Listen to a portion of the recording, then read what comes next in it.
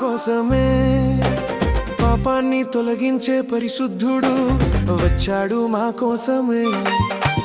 చీకటి తొలగించే శ్రీమంతుడు పుట్టాడు మా కోసమే. పాపాన్ని తొలగించే పరిశుద్ధుడు వచ్చాడు మా కోసమే.